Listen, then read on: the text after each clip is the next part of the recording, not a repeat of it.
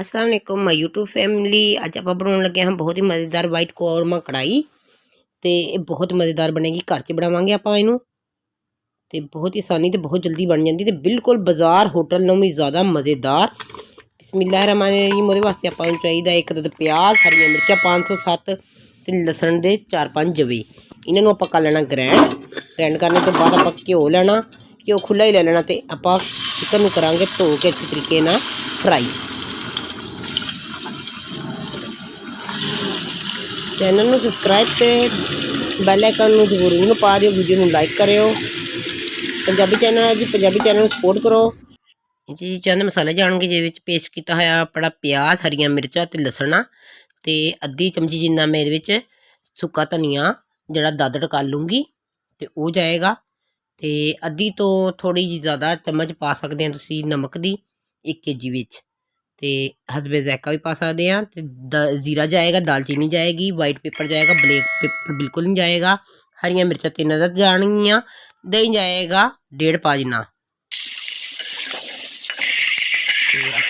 Chicken हो गया, देखो माशाल्लाह कितना सोहना इसका कलर आई जाता वाइट वाइट, क्योंकि वाइट कौरमा कढ़ाई है। तो ये आप कोई चीज़ ऐसी नहीं पानी जरा इनू लाल रंग देगी, ना ही लाल मिर्च जाएगियाँ तो ना ही ये टमाटर जाएंगे। मेरा हो गया है काफ़ी फ्राई, तो हुण मैं इनू लऊँगी कढ़ घ्यो नूं। तो घ्यो आप सिर्फ थोड़ा जिहा ही लेना जिन्ना कि आपां नूं चाहिदा, बाकी तो कढ़ देना। तो घ्यो मैनूं इन्ना कि चाहिए, मजीद पाना चाहो तो बाद च पा सकते हैं। तो ये मैं पाऊँगी पहले जीरा तो दालचीनी का टुकड़ा, तो इनू थोड़ा जिहा तड़कूँगी ताकि ये थोड़ा जी भुनाई हो जाए। मैं मजीद चीज़ा पाऊँगी थोड़ा भुन के, तो आ जाए चिकन देखना थोड़ा कलर कर लिया। मुर्गी का गोश्त था 1 kg ना, जिसमें पाऊँगी नमक सब तो पहला,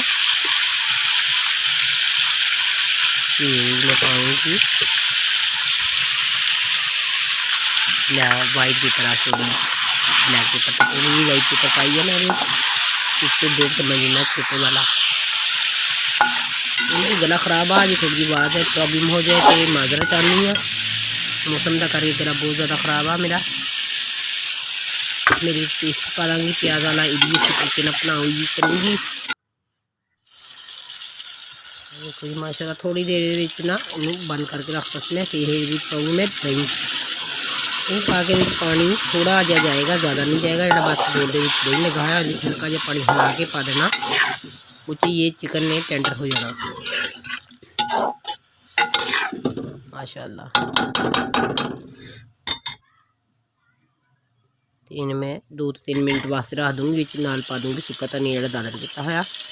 देखो माशाल्लाह जी ये अपनी ओदी होगी सारी भुनाई। तो ये हम पाऊँगी लास्ट से क्रीम, पहले नहीं पानी बाद च पानी क्रीम।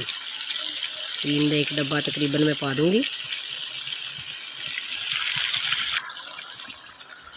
ये भी इसी तरीके से करूँगी भुनाई माशाल्लाह जी। देखो कितना थोड़ा कलर आ गया। तो कढ़ाई सड़ने का टेंशन नहीं लैनी, थोड़ी बहुती हो जानी होंगी आ। तो बिच पा देनी हरिया मिर्चा ताकि ये लुक बहुत ज़बरदस्त आए।